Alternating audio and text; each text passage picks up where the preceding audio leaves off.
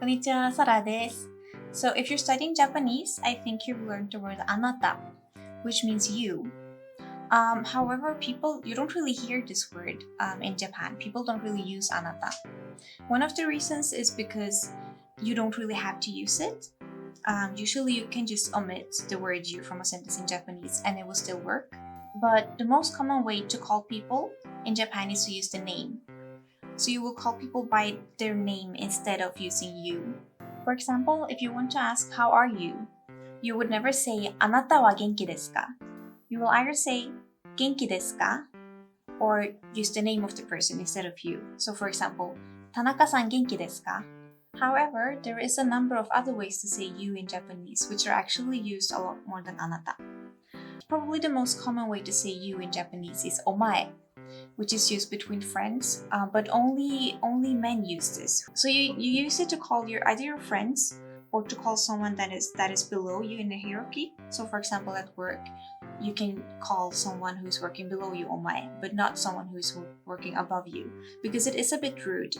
But when used between friends, it's usually not perceived as rude. Another way to say you is kimi.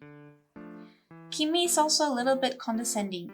It's usually used by someone who ranks above you at work or at school, for example.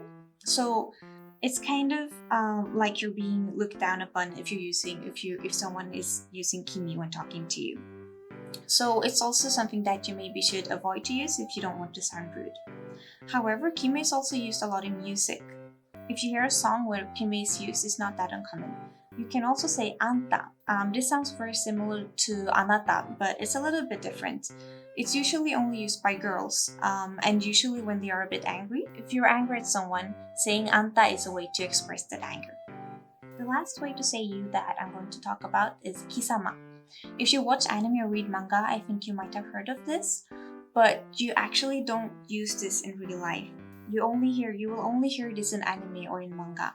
People don't really use it, and it's very rude. Today we went through a couple of different ways to say you in Japanese. But remember that you don't really have to use you in Japanese. You can usually just call a person by their name, and a lot of times you don't need to use. Omae is probably the only way to say you that you could possibly use in Japanese, but be careful not to sound rude. これからも役に立つ動画を作っていきたいと思うので、もしよかったら登録お願いします。バイバイ。